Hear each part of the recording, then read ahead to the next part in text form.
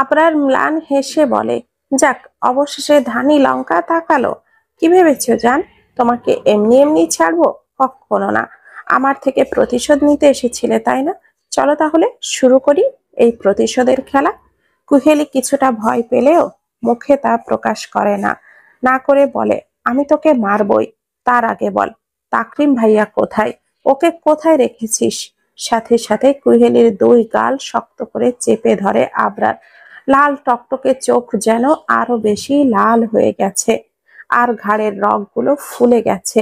তারপর দাঁতে দাঁত চেপে রাগী কণ্ঠে বলে, এই, তোর সাহস কি করে হয় আমার বউ হয়ে অন্য কোনো পুরুষের নাম এই মুখে নিস?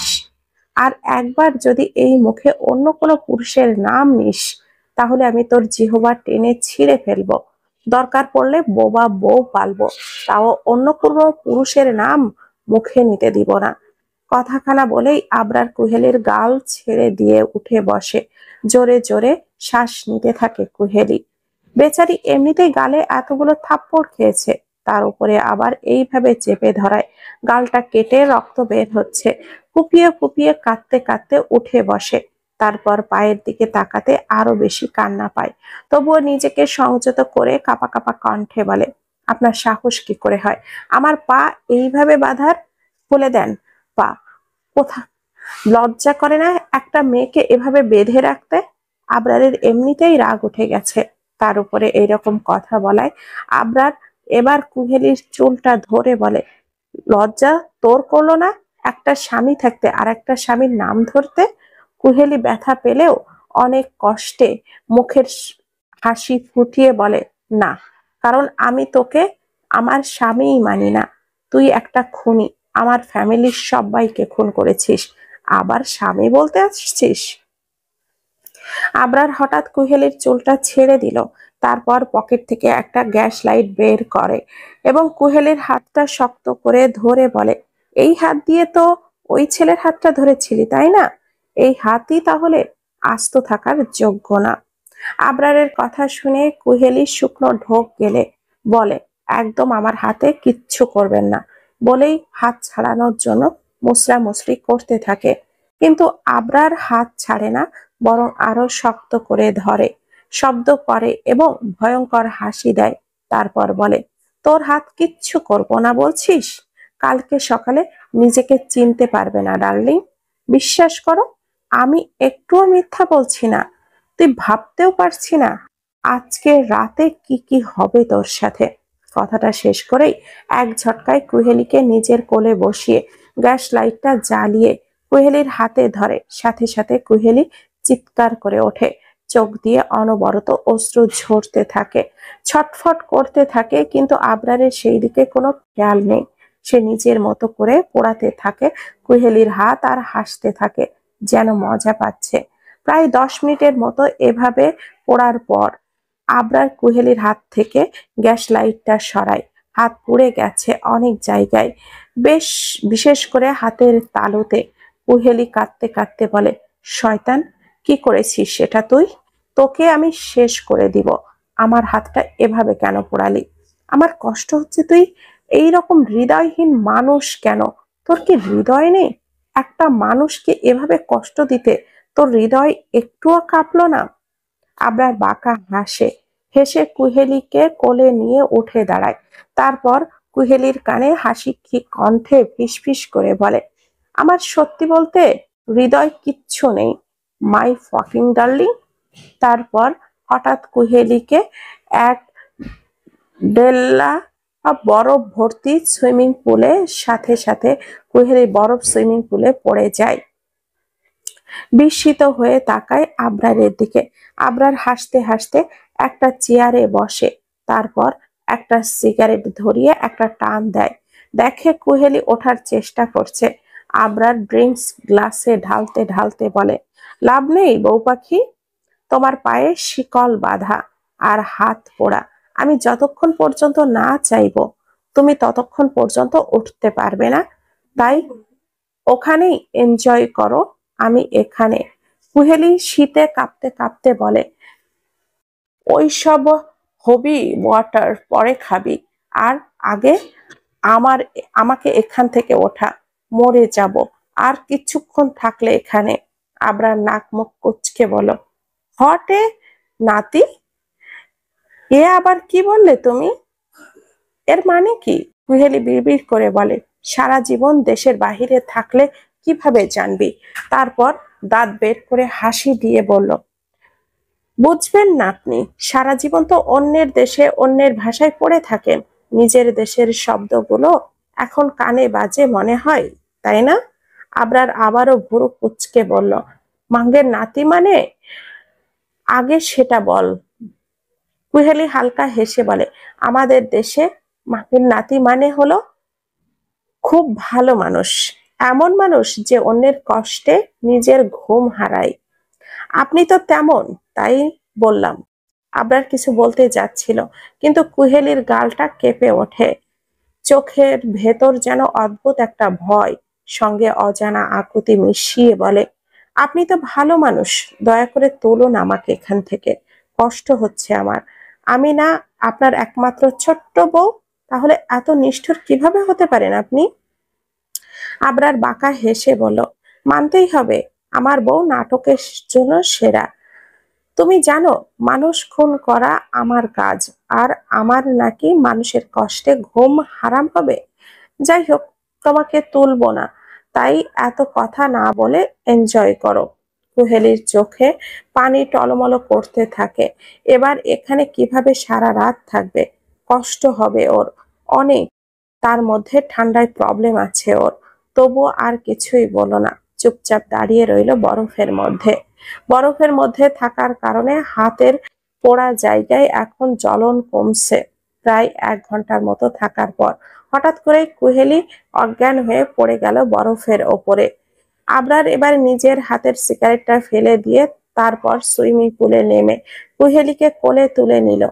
তারপর ওপরে উঠে ওর পায়ের শেকড়টা খুলে কোলে নিয়ে বাড়ির দিকে হাঁটা ধরলো। আবরার নিথর অচেতন নিস্তেজ কুহেলিকে কোলে নিয়ে বাড়িতে ঢুকলো, তারপর ধীরে ধীরে সিঁড়ি বেয়ে ওপরে উঠতে লাগলো। তারপর বেডরুমে যে সোজা নিয়ে গেল ওয়াশরুমে। কুহেলির শরীরের ছোট্ট দেহখানা তখন অসম্ভব পরিমাণে কাঁপছে। আবরার গভীর শ্বাস নিল। মুহূর্তটাই তার চোখে এক অদ্ভুত উদ্বেগ। সে সাবধানে ওর ভেজা কাপড়গুলো খুলে শুকনো কাপড় পরিয়ে দিল, মাথায় শুকনো তোয়ালে দিয়ে জলগুলো মুছে দিল। তার আঙ্গুলের ছোঁয়া ছিল কেবলই যত্নে, এক বিন্দু ব্যক্তিগত ইচ্ছা নেই, কেবলই দায়িত্ব আর মমতার মিশ্রণ। ওয়াশরুম থেকে বেরিয়ে এসে সে কুহেলিকে ধীরে বিছানায় শুইয়ে দিল। কুহেলির নিঃশ্বাস এখনো ধীর, প্রচন্ড শরীরে ঠান্ডা। আবরার উঠে গেল, ওয়ার্ড্রফের দিকে গেল, তার নিজের কাপড় নিয়ে ওয়াশরুমে যেয়ে চেঞ্জ করলো। তারপর মুখে ঠান্ডা জল ছিটিয়ে নিল। আয়নায় নিজের চোখের দিকে তাকাতেই থেমে গেল কিছুক্ষণ, সেই চোখে ক্লান্তি, অনুশোচনা আর একটুখানি ভয়। তারপর ফ্রেশ হয়ে বের হলো। আবরার কুহেলি এখনো অজ্ঞান। তারপর আবরার ধীরে কাছে যে কুহেলির বিছানার ধারে বসলো। কুহেলির মুখের দিকে তাকিয়ে তার বুকটা হঠাৎই ভারী হয়ে উঠল। ওর মুখে এখনো অজ্ঞানতার ছাপ, কিন্তু নিঃশ্বাসের তালে একটা জীবন্ত স্পন্দন আছে। একটা দীর্ঘশ্বাস নিয়ে আবরার ধীরে কুহেলির পাশে শুয়ে পড়ল, এমন ভাবে যেন কোনো অনিষ্ট না হয়, শুধু ওর পাশে থেকে শান্তি দেওয়া যায়। কুহেলিকে একটানে নিজের বুকের মধ্যে টেনে নিল সে। তার শরীরের উষ্ণতা যেন একটু একটু করে কুহেলির ঠান্ডা শরীরে গিয়ে মিশে যাচ্ছে। আবরারের মনে হলো এই মুহূর্তেই পৃথিবীতে একটাই প্রার্থনা, বাকি ও যেন ঠিক হয়ে যায়। আবরার ধীরে ধীরে কুহেলির চুলে হাত বুলিয়ে দিল, স্পর্শে এক অদ্ভুত কোমলতা। তার কণ্ঠটা তখন ভেসে আসছে, কিন্তু ফিসফিস স্বরে বলল, আমি জানি আমি ভালো মানুষ নই, হৃদয়হীন, জেদি, রূঢ়, ছন্ন ছাড়া, কিন্তু একটাই সত্য, আমি বিশ্বাসঘাতক নই। একটা ছোট্ট বিরতি, রুমের ভেতর নিঃশ্বাসের শব্দও যেন থেমে যায়। আবরার আবার বলল, তুমি জানো না মাই ফাকিং রোজ, তোমার আশেপাশের মানুষগুলো কেমন করে তোমাকে ধোঁকা দিয়েছে। আমি এখনো ভাবি, যখন তুমি সত্যিটা জানবে তখন তুমি কিভাবে সেই আঘাতটা সামলাবে। হঠাৎ আবরারের কণ্ঠটা কাঁপতে লাগলো। ওর এক ফোঁটা অশ্রু চুপিসারে কুহেলির সাদা আর সোনালি চুলের গায়ে পড়ে গেল। আবরার অবাক হলো এটা ভেবে, কিভাবে সম্ভব ওর চোখ থেকে পানি পড়ছে, এটা আদৌ সম্ভব? কিছুক্ষণ আবরার কুহেলির নিঃশ্বাসের ওঠানামা শুনছিল। কেন জানি ওর নিঃশ্বাস শুনতে ভালো লাগছে। ওর কেন কেন লাগছে আবরার নিজেও জানে না। হঠাৎ একটা চিন্তা বিদ্যুতের মতো ঝলসে উঠলো মনে। ওর হাত, কুহেলির ডান হাতটা ও পুড়িয়ে দিয়েছিল। আবরারের বুকটা ধক করে উঠল। সে তাড়াতাড়ি করে কুহেলির হাতটা আলতো করে নিচের হাতে তুলে নিল। আলোয় দেখতে পেল পাতলা চামড়ার নিচে ছোট ছোট কয়েকটা ফোসকা উঠেছে। আবরারের বুকে কেমন যেন একটা অস্থিরতা কাজ করলো। আবরার ধীরে উঠে দাঁড়ালো, ড্রয়ারের দিকে এগিয়ে গেল। ড্রয়ার খুলে অ্যান্টিসেপটিক মলমটা বের করলো। তারপর ফিরে এসে বিছানার পাশে বসে গেল। আবরার সাবধানে কুহেলির হাতটা নিজের কোলে রেখে মলম লাগাতে লাগলো। প্রতিটি ছোঁয়ায় যেন যত্ন, প্রতিটি আঙ্গুলে অনুশোচনা। মলম লাগিয়ে সে কিছুক্ষণ ওর হাতটা ধরে রাখলো, যেন তার উষ্ণতা ওর ব্যথা কিছুটা হলেও কমিয়ে দেয়। তারপর নিঃশব্দে মাথা নিচু করে কুহেলির কপালে ঠোঁট ছুঁয়ে দিল। এক নিঃশব্দ ক্ষমা, এক নিঃশব্দ প্রার্থনা। শেষমেশ ক্লান্ত দৃষ্টিতে কুহেলির দিকে তাকিয়ে সে আবার শুয়ে পড়ল। পাশে ওর শরীরটা নিজের বুকে টেনে নিল, যেন তাকে আগলে রাখলে সব ব্যথা দূর হয়ে যাবে। বাইরে আবরার আবার হালকা বাতাস বইছে, জানালার পর্দা দুলছে ধীরে। এই নিস্তব্ধ ঘরের ভেতর দুজন মানুষ, এক অচেতন, এক অপরাধ বোধ নিঃশেষ, একই স্বপ্নের দেশে পাড়ি দিল নিঃশব্দে। সকালের রোদটা জানালার পাতলা পর্দা ভেদ করে রুমে ঢুকেছে। নরম মিষ্টি আলো এসে পড়েছে কুহেলির মুখের আলোতে। চোখ একটু কুঁচকে গেল তার ঘুমের ঘোরে। চোখ পিটপিট করে খুলতেই টের পেল কেউ একজন তাকে আষ্টে পৃষ্ঠে জড়িয়ে ধরেছে। একটু নড়াচড়া করতেই বুঝলো ওটা আবরার। তার বুকের ভেতর কুহেলির মুখটা গুজে আছে, আর আবরারের হাত দুটি তাকে এমন ভাবে জড়িয়ে রেখেছে যেন ছেড়ে দিলেই পৃথিবীটাই ফসকে যাবে। কুহেলি একটু বিরক্ত মুখে ফিসফিস করে বলল, আবরার ছাড়েন আমাকে, এভাবে কেউ কাউকে জড়িয়ে ধরে? আর কালকে তো বরফ ভর্তি সুইমিং পুলে ফেলে রেখেছিলেন, তাও আবার পায়ের শিকল বেঁধে। এখন কেন তুলে আনছেন? ওইখানে মরে পড়ে থাকতাম। তুলতে কে বলেছে আপনাকে? কিন্তু উত্তর এলো না। আবরার তখনও আধো ঘুমে। কুহেলি আবারও নড়ল, এবার একটু জোরে। তাতে আবরারের ঘুম ভাঙলো বটে, কিন্তু তার হাতের বাঁধন ঢিলে হওয়ার বদলে আরো শক্ত হলো। চোখ না খুলে গম্ভীর স্বরে বলল, কি হয়েছে রোজ? সকালে চিংড়ি মাছের মতো ছটফট কেন করছো? কুহেলি এবার খানিকটা চিৎকার করে বলে উঠল, আমাকে ছেড়ে দিন, আমার দম বন্ধ হয়ে আসছে। আবরার এবার চোখটা খোলে, লাল টকটকে মনি দিয়ে কুহেলির দিকে তীক্ষ্ণভাবে তাকালো। কুহেলি এতে যেন খানিকটা ভড়কে গেল, তবুও আমতা আমতা করে বলল, আপনি খুব শক্ত করে ধরেন, এভাবেই আমার দম বন্ধ হয়ে যায়, যেন মনে হয় আমার শরীরের সব হাড্ডি ভেঙে যাচ্ছে। আবরার কুহেলিকে আরো শক্ত করে ধরে বলে, আমি এভাবেই ধরি মাই পাকিং স্কোয়াব, যাতে করে তাড়াতাড়ি তুমি মেনে নিবে, তত তাড়াতাড়ি তোমার জন্য ভালো। কুহেলি এবার কিছু বলতে যাবে, তার আগেই আবরার কুহেলির ঠোঁট জোড়া নিজের ঠোঁটে নিয়ে নিল। কুহেলি প্রথম বিস্মিত হলো এভাবে হঠাৎ আক্রমণ করায়, পরেক্ষণে ছটফট করতে থাকে। আবরার বিরক্ত হয়ে কুহেলির হাত দুটো ওর এক হাতে নিয়ে কুহেলির মাথার ওপরে চেপে ধরে, তারপর নিজের মতো করে কিচ করতে থাকে। এমন ভাবে কিচ করছে যেন হাড়ি থেকে খেজুরের রস চুষে নিচ্ছে। প্রায় 15 মিনিট পর ঠোঁট ছেড়ে দিলে কুহেলির কপালে কপাল ঠেকিয়ে জোরে জোরে হাঁপাতে থাকে। আর কুহেলি এত জোরে জোরে শ্বাস নিচ্ছে যেন নতুন জীবন ফিরে পেল। বেশ কিছুক্ষণ পর কুহেলি নিজেকে সামলে কাঁপা কাঁপা কণ্ঠে বলল, আপনি একটা জানোয়ার, এভাবে কেউ কিচ করে? দেখুন আমার ঠোঁট কেটে গেছে, অসভ্য নির্লজ্জ লোক, ছাড়ুন আমাকে। আমি আমাকে স্পর্শ করার অধিকার আপনাকে দেইনি। আবরার বলে, ওই অধিকার তোমাকে দিতে হবে না আমার বউ। তুমি আমি যা ইচ্ছা তাই করব। তুমি কিচ্ছু করতে পারবে না ডার্লিং, শুধু উপভোগ করা ছাড়া। কুহেলি বলে, কিসের বিয়ে আর কখন আমাদের বিয়ে হলো? আপনি শুধু কথায় কথায় বিয়ের কথা বলেন। আবরার বাঁকা হেসে বলল, ওই দিন ক্লাবের মালিক তোমাকে ক্লাবে চাকরি দিবে বলে একটা কাগজে সাইন করিয়েছিল, মনে আছে? কুহেলি বলল, তো? আবরার বাঁকা হেসে বলল, ওইটা বিয়ের রেজিস্ট্রেশন পেপার ছিল। আসলে তোমাকে দেখার পর তোমাকে কেন জানি এত ভালো লেগেছিল জানি না। তারপর উকিল দিয়ে প্রথমে বিয়ের রেজিস্ট্রেশন পেপার বানায়, তারপর তোমাকে দিয়ে সাইন করায়, আর আমার রুমে ওরা কৌশল করে পাঠায়। অবশ্য তুমি নিজেই যেতে ইচ্ছুক ছিলে। আর একটা কথা, ওই ক্লাবটা আমারই, জাস্ট সব সাজানো ছিল। ভাবছিলাম তোমাকে আমি আমার কাছে আনবো, তা দেখি তুমি একটা উদ্দেশ্যেই নিয়ে এসেছো আমার কাছে। যাই হোক, মাফিয়া কিং এর বউ তুমি, একটু আধটু চালাক না হলে কি আর চলে?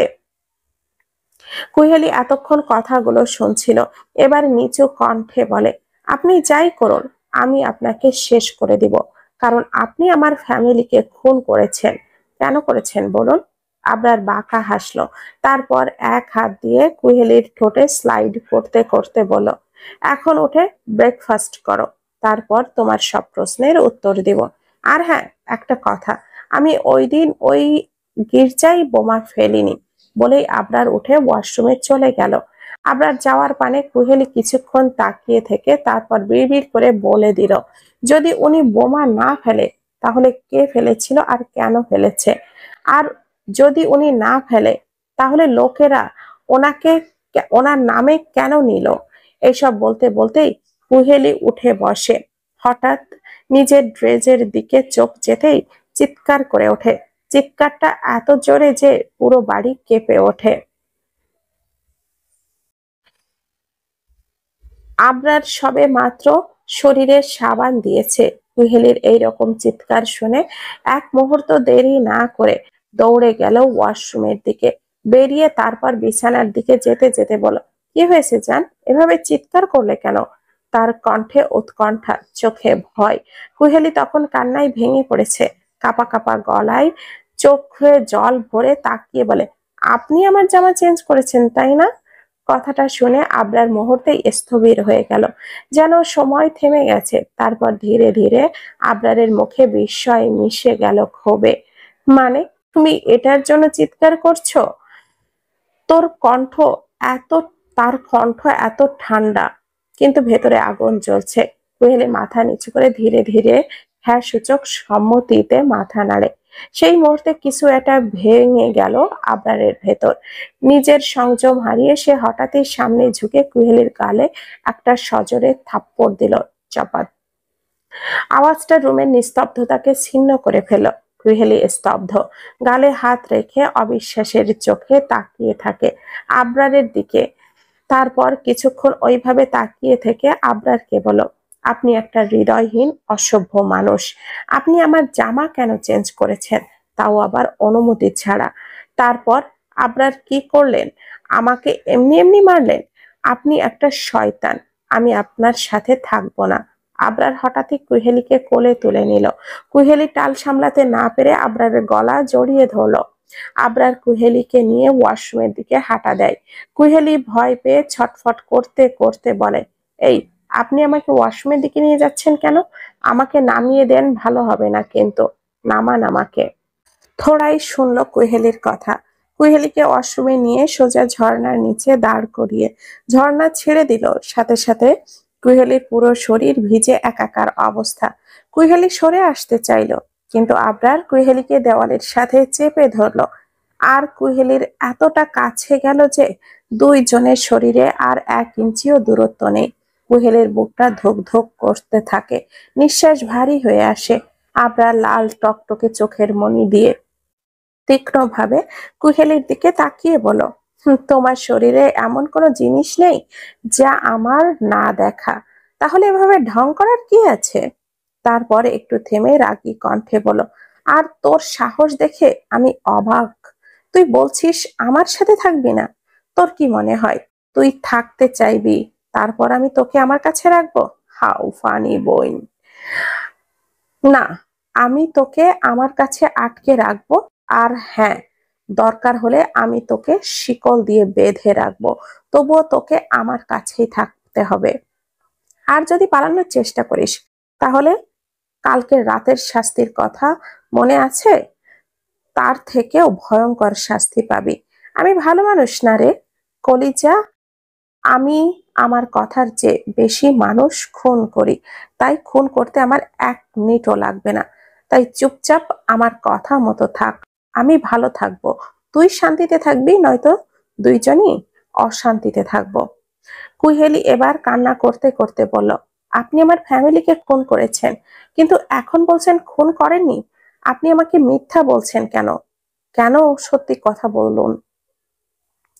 আবরার এবার কুহেলির 2 বাহু আরো শক্ত করে ধরে বলল, এই চিংড়ি মাছের বাচ্চা, আমি যদি তোর ফ্যামিলিকে মারতাম তাহলে অবশ্যই আমি বলতাম। তোর মতো চিংড়ি মাছের বাচ্চা দেখে আমি ভয় পাইতাম না। তোকে আজকে সব প্রশ্নের উত্তর দিব। তবে হ্যাঁ, কিছু সত্য দেখার জন্য তৈরি থাকিস। ভেঙে পড়লে আমি তোর পাশে থাকবো না, কারণ তুই আমার কথা বিশ্বাস করছিস না এখন।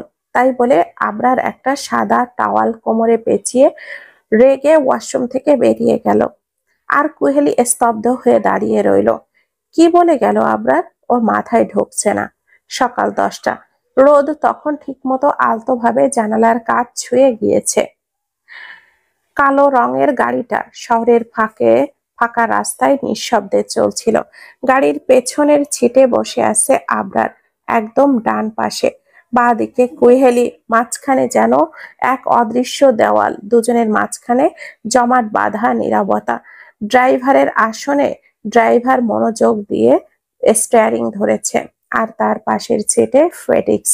পুরো গাড়ির ভেতরে নিস্তব্ধতা। এটাই গাঢ় যে বাইরে টায়ারের ঘর্ষণের শব্দ স্পষ্ট শোনা যাচ্ছে। কুহেলি চুপচাপ বসে আছে, তার চোখে বারংবার চলে যাচ্ছে আবরারের দিকে। চুপচাপ এক ঝলক আবারও ফিরিয়ে নিচ্ছে। আবরারের মুখে কোনো অভিব্যক্তি নেই, একদম পাথরের মতো স্থির। সেই সকাল থেকে ওয়াশরুমের ঘটনার পর থেকে সে একবারও কথা বলেনি, এমনকি কুহেলির দিকে তাকায়ও নি। অথচ আবরার তো এমন নয়, সবসময়ই কুহেলির কাছে থাকে, কিন্তু আজ যেন পুরো মানুষটাই বদলে গেছে। ঠান্ডার নির্লিপ্ত অচেনা এক আবরার। গাড়ির কাচের বাইরে আলো ছায়ার খেলা চলছে, কিন্তু ভেতরের পরিবেশ যেন ভারী হয়ে উঠেছে প্রতি মুহূর্তে। কুহেলি মাথা নিচু করে বসে আছে, মনে এক রাশ অজস্র প্রশ্ন। উনি কি রেগে গেছে আমার ওপর? কিন্তু কেন? আবার নিজের প্রশ্ন নিজেই বিরক্ত হচ্ছে। রেগে থাক আর যাই থাক, তাতে আমার কি? একটা দীর্ঘ নিঃশ্বাস ছেড়ে সে জানালার বাইরে তাকালো। ঠিক তখনই গাড়িটা হঠাৎ থেমে গেল।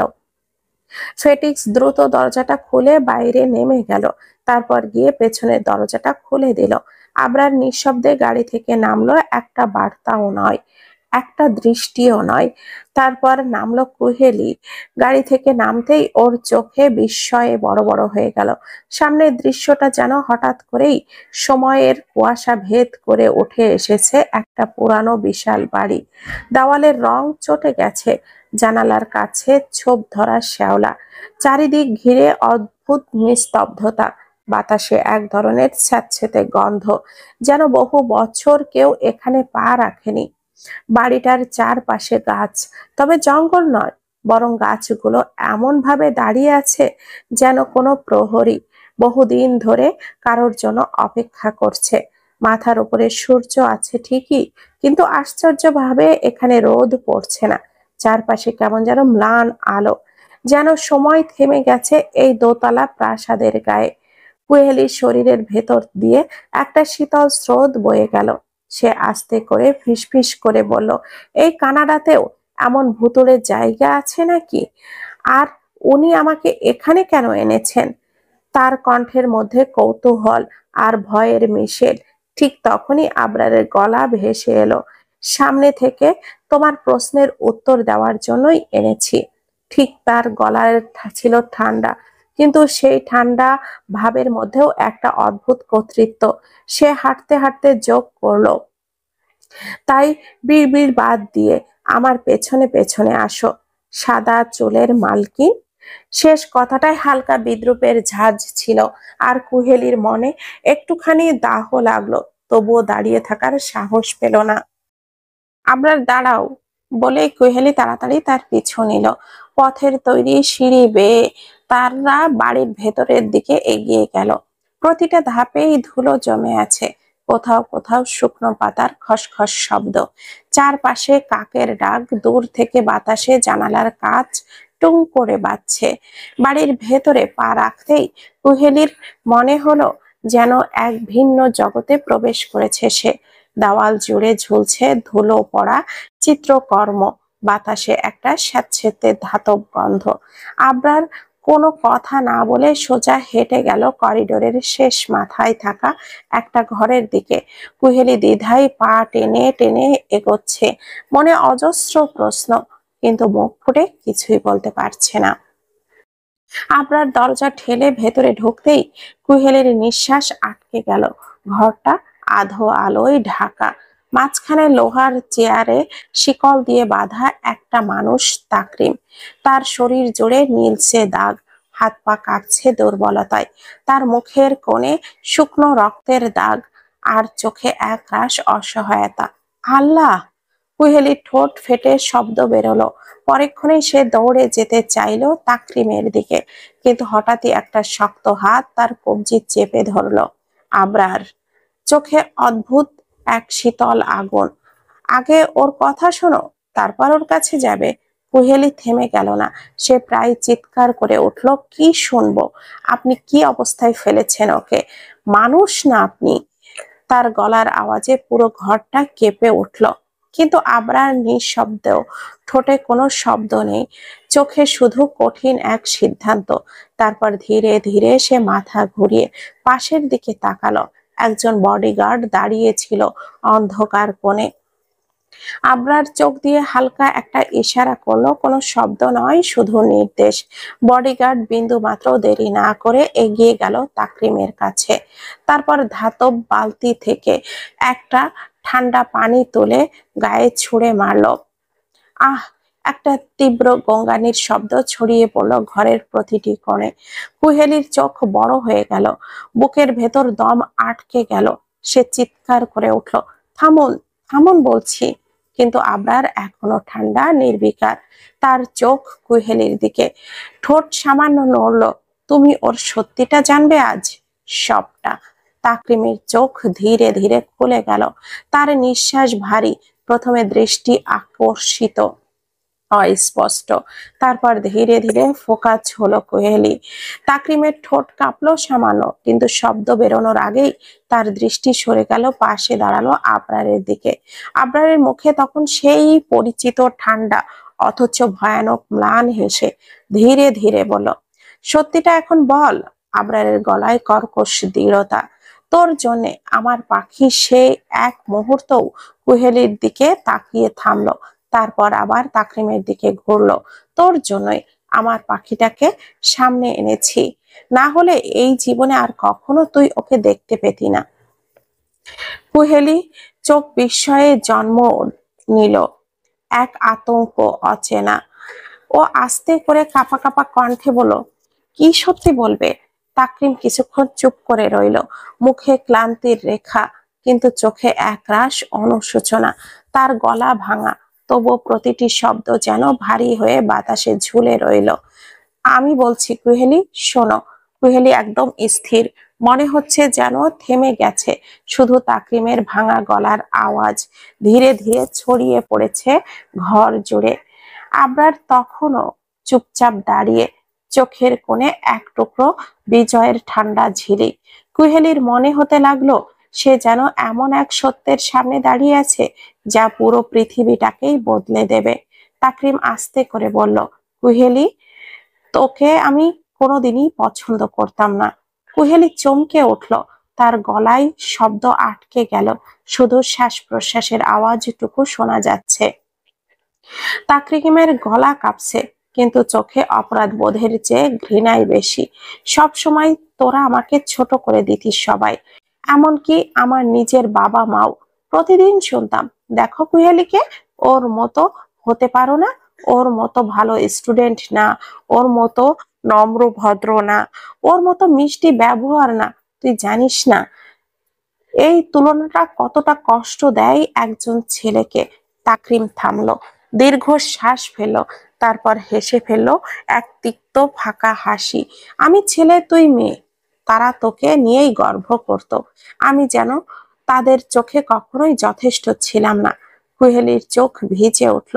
সে কিছু বলতে চাইলো, কিন্তু আবরারের উপস্থিতি, তাকরিমের কণ্ঠের ভার, সব মিলিয়ে বুকটা যেন জমে গেল বরফে। তাকরিম বলল, তারপর একদিন একজনকে ভালো লেগেছিল আমার। আমি ভেবেছিলাম অন্তত এবার বাবা মা আমার পাশে দাঁড়াবে, কিন্তু না। তারা কি করলো জানিস? তাকরিম হঠাৎ মাথা তুলে কুহেলির দিকে তাকালো, চোখে আগুন জ্বলছে। তারা তোকে দিয়েই আমার বিয়ের তারিখ ঠিক করলো। শব্দগুলো যেন ঘরের দেওয়ালে ধাক্কা খেয়ে ফিরে এলো। কুহেলির মুখ সাদা হয়ে গেল।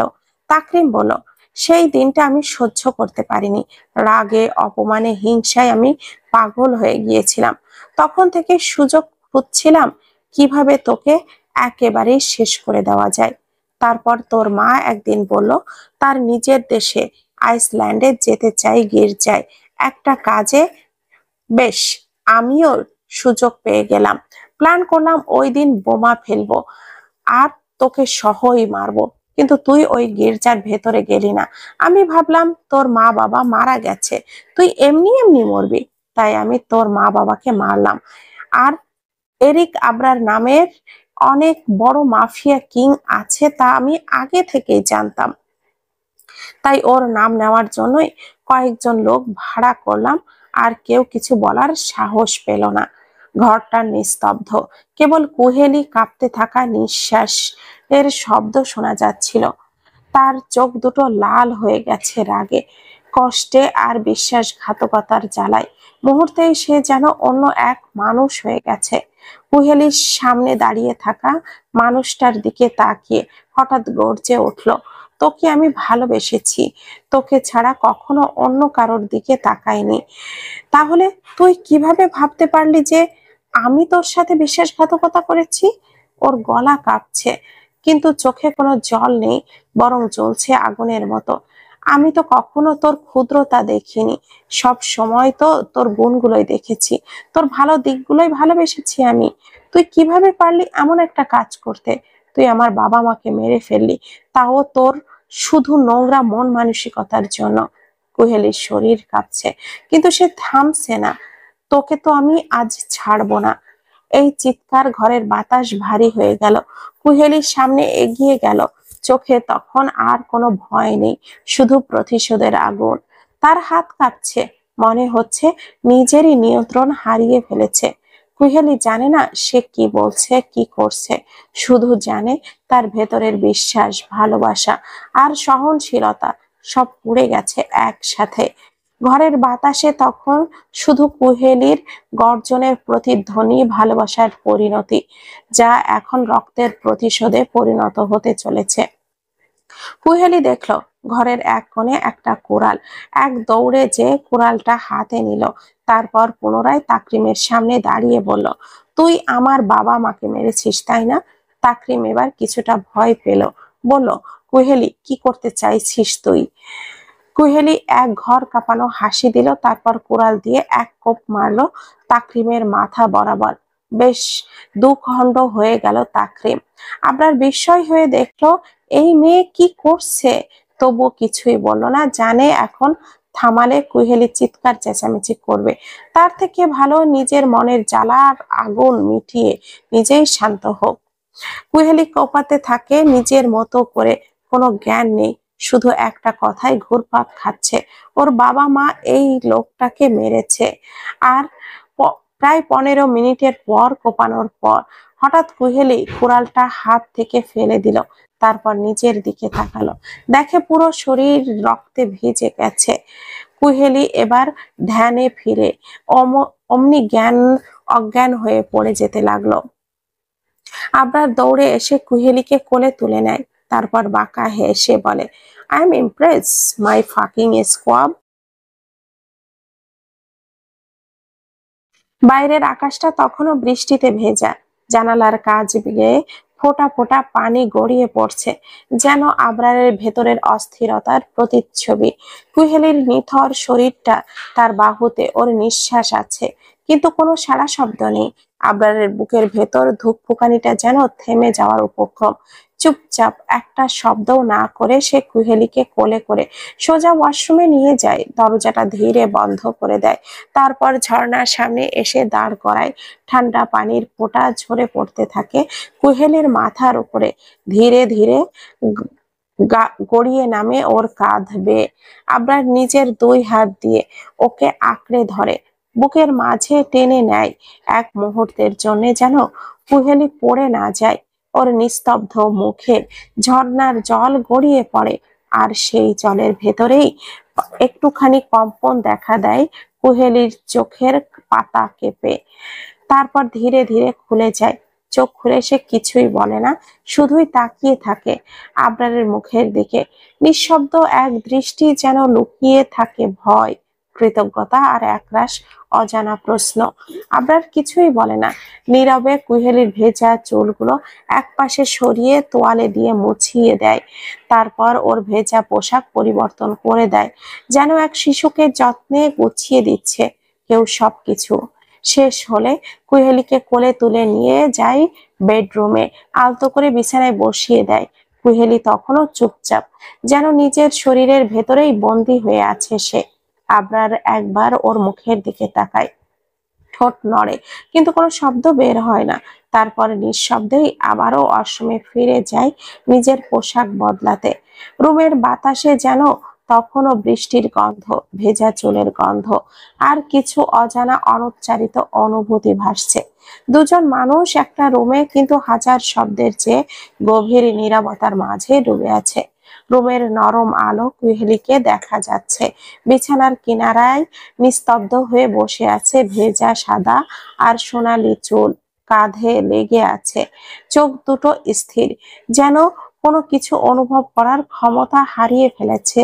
সময় যেন থেমে গেছে এই নীরব রুমটায়। প্রায় 10 মিনিট পর ওয়াশরুমের দরজাটা ধীরে ধীরে খুলে যায়।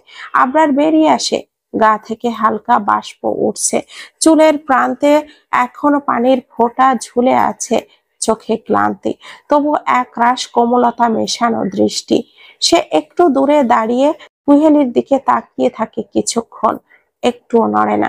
সেই একই ভঙ্গি, হাত দুটো কোলে রাখা, দৃষ্টি শূন্য, স্থির। আবরার নিঃশব্দে এগিয়ে আসে, তারপর বিছানার পাশে বসে। তারপর তার কণ্ঠ নরম, কিন্তু তাতেও এক অদ্ভুত উষ্ণতা মিশিয়ে বলল, কি হয়েছে আমার সাহসী বইয়ের?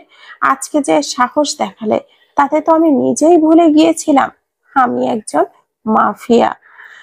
আবরার হালকা হাসে, কুহেলির দিকে তাকিয়ে বলে, বাট তোমার এই রূপটা আই লাইক ইট। শব্দগুলো যেন ঘরের নিস্তব্ধ বাতাস গলে যায়। হঠাৎই কুহেলির দু হাত বাড়িয়ে আবরারের বুকে ঝাঁপিয়ে পড়ে। এক মুহূর্তে তার নীরবতা ভেঙে যায়। হাউমাউ করে কাঁদতে কাঁদতে কুহেলি বলে, আমার সাথে কেন এরকম হলো আবরার? আমি তো নিজের সবটা দিয়ে ভালোবেসেছিলাম তাকরিমকে, আর ও কি করলো? আমার বাবা মাকে মেরে ফেললো, আমার জীবনের সব খুশি কেড়ে নিল। আমি দিনের পর দিন কষ্ট পেতাম, কান্না করতাম, আর কত ছটফট করতাম। সব দেখতো লোকটা, তাও কি মায়া হতো না? যদি আগেই সত্যিটা বলে দিত, তাহলে কি আমি ভুল কাজে যেতাম? যদি আমার কাছে যে মাফ চেয়ে নিত, তাহলে আমি ওকে মারতাম না। কিন্তু দিনের পর দিন আমাকে ভুল পথে ঠেলে দিয়েছে। আমার সাথে কেন এটা হলো? আমি এখন কি নিয়ে বাঁচবো? আমার আর কেউ রইলো না। আমি নিঃস্ব হয়ে গেলাম, একদম নিঃস্ব হয়ে গেলাম। আপনার কুহেলিকে আরো শক্ত করে জড়িয়ে ধরে বলো, কে বলেছে তোমার কেউ নেই? তুমি একা।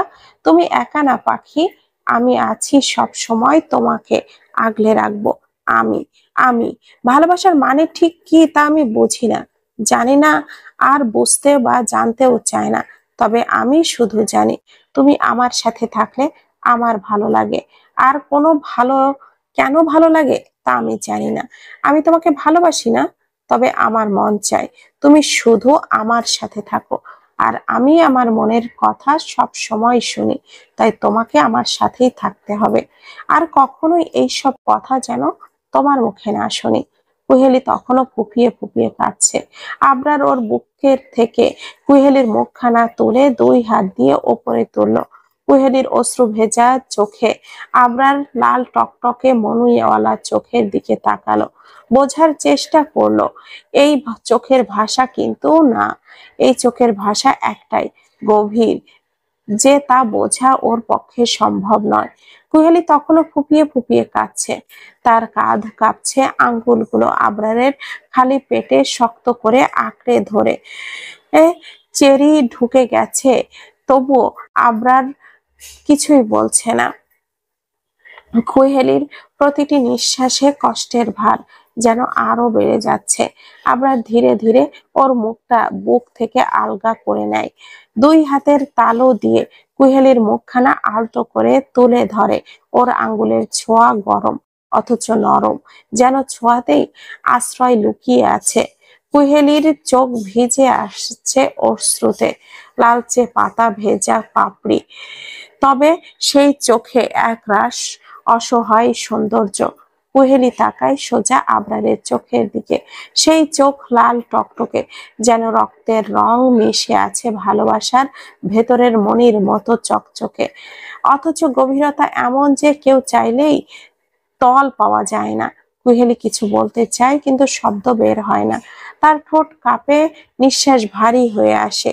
কুহেলি শুধু তাকিয়ে থাকে, বোঝার চেষ্টা করে এই চোখের ভাষা কি বলে, ভালোবাসা না ভয়, নাকি প্রতিশ্রুতি, কোনো অদৃশ্য শপথ। কিন্তু না, এই চোখের ভাষা এতটাই গভীর, এতটাই অচেনা যে তা কুহেলির পক্ষে পড়া সম্ভব না। তার ভেতরে কেমন যেন অদ্ভুত অনুভূতি জন্ম নেয়, ভয় নয়, আকর্ষণ নয়, বরং একটা অজানা টান, যে টান তাকে টেনে নিয়ে যায় আবরারের ভেতরের অন্ধকারে। আবরারের মুখ আস্তে আস্তে কুহেলির মুখের দিকে এগোতে লাগলো। কুহেলির বুক ধকধক করতে লাগলো। আবরার কুহেলির চোখ থেকে গলিয়ে পড়া অশ্রুগুলো জিহবা দিয়ে চেটে নিল। সাথে সাথে কুহেলির সারা শরীর কেঁপে উঠল। তা দেখে আবরার হাসলো, তবে খুব ক্ষীণ সময়ের জন্য। আবরার নিজের মুখ কিছুটা দূরে সরিয়ে বলল, আজকের পর থেকে তুমি কাঁদলে শুধু আমার জন্যই কাঁদবে, আর হাসলে শুধু আমার জন্যই হাসবে, বুঝলে? আবরারের কথা শুনে কুহেলি চোখ পিটপিট করে খোলে, কাঁপা কাঁপা কণ্ঠে বলে, সমুদ্রে যে পাথর নিক্ষেপ করলো সে কখনোই বুঝবে না পাথরটা কত গভীরে গেল। ঠিক তেমনি আঘাত করা ব্যক্তিটা কখনোই বুঝবে না আঘাতপ্রাপ্ত ব্যক্তিটা কতটা কষ্ট পেল। আবরারের কষ্ট লাগলো, আবরার জেলাস ফিল হলো। ওর বউ কেন অন্য কারোর জন্য কষ্ট পাবে, অন্য কারোর জন্য কাঁদবে? ওর বউ তো শুধু ওর জন্য কাঁদবে, ওর জন্য কষ্ট পাবে, আর আবার ওর জন্যই হাসবে। এরপরই হঠাৎ আবরারের চোখ কুহেলির গোলাপি তরতর করে কেঁপে থাকা অধরে গেল। এক ঘোর লাগা দৃষ্টিতে আবরার তাকালো। কুহেলি ওর বুঝতে পেরে নিজেকে ছাড়িয়ে নিতে চাইলো, কিন্তু আবরার এক হাত দিয়ে কুহেলির পাতলা কোমরখানা শক্ত করে জড়িয়ে ধরে নিজের সাথে মিশিয়ে নিল। অপর হাত কুহেলির চুলের ভাঁজে দিয়ে শক্ত করে চুলগুলো, কুহেলি কিছু বলতে যাবে তার আগেই আবরার কুহেলির ওষ্ঠ যুগল চেপে ধরে, নিজের বক্ষে ওষ্ঠ দেয়। সাথে সাথে কুহেলি মৃদু গঙ্গানি দিয়ে ওঠে। আবরার কুহেলির থেকে এইরকম আওয়াজ শুনে আরো বেশি উন্মাদ হয়ে যায়। আবরার পুরো উন্মাদের মতো চুম্বন করতে থাকে, যেন অনেক দিনের পর পাওয়া জিনিস পেয়ে গিয়ে নিজের তৃষ্ণা মেটাচ্ছে। কখনো অধর জোরে জোরে বিচরণ করছে, তো কখনো চুষে নিচ্ছে, বা কখনো শুধু এক সব একভাবে চুম্বন করে যাচ্ছে। আস্তে আস্তে আবরারের চুলে হাত নেমে এলো নিচের দিকে, তারপর কুহেলির জামার ভেতরে ঢুকিয়ে দিল। হাত দিয়ে স্পর্শ করতে লাগলো কুহেলির ওদরে। ঠান্ডা হাতের স্পর্শে যেন কুহেলি নেতিয়ে গেল, যেমন বড় কোনো গাছে নিচে পড়লে চোখ গাছ নেতিয়ে পড়ে যায়। আবরার আস্তে করে ওর অধর খানা ছাড়লো, কিন্তু হাতের স্পর্শ আরো গাঢ় হলো। হাত এক একে বেঁকে উঠলো উপরের দিকে। আবরার কখনো নিচের দিকে। কুহেলি আর না পেরে ছটফট করতে করতে উদ্বিগ্ন কণ্ঠে বলল, ছেড়ে দিন প্লিজ, আপনার এরকম শক্তপোক্ত স্পর্শ আমি নিতে পারি না। আবরার নিজের কাজ চালাতে চালাতে হাসিকি কণ্ঠে ফিসফিস করে বলল, কিন্তু তোমাকে নিতে হবে মাই ফাকিং হোয়াইট রোজ, সারা জীবন নিতে হবে। কজ আমি রোমান্সের সময় কোনো অজুহাত শুনবো না, আমি আমারটা ঠিক বুঝে নেব। কুহেলি এবার ফুপিয়ে উঠে বলে, কিন্তু আমি ব্যথা পাই তো। আবরার ম্লান হেসে বলে, তোর বর একটু আধটু রোম্যান্স করতে পছন্দ করে না বেবি। তোমার বর যেখানে ছুবে সেখানে সেখানে একদম চিহ্ন রেখে যাবে। তাই তুমি এটা যত তাড়াতাড়ি বুঝবে ততই ভালো। ঠিক তখনই দরজায় শব্দ হয়। আবরার বিরক্ত হয়ে উঠে দাঁড়িয়ে দরজার কাছে যায়, তারপর দরজা খোলে, দেখে ফেটিক্স। আবরার রাগী কণ্ঠে বলে, কি প্রবলেম, এভাবে দরজায় শব্দ করছো কেন? আবরার রেগে আছে দেখে ফেটিক্স ভয় পায়, তবুও মিনমিন করে বলে, স্যার আপনি মন্ত্রীকে মেরেছেন না, এটা ওই নিয়ে ঝামেলা হয়েছে। মন্ত্রীর বোনের ছেলে রিফাত অনেক বেশি লাফালাফি করছে আর বলছে আপনি দেশে ফেরার আগ পর্যন্ত নাকি আপনার সব বিজনেস বন্ধ করে দিবে। আবরার রাগে তরতর করে তার মাথায় উঠে যায়। রাগী কণ্ঠে চিবিয়ে চিবিয়ে বলে, এত এত লোক কি আমি ফ্লাইতে রাখছি?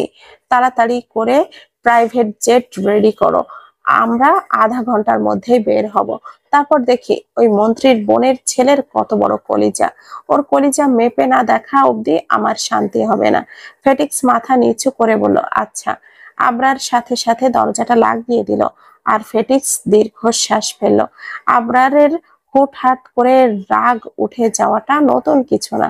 তারপর ফেটিক্স পা বাড়ালো নিজের কাজের দিকে।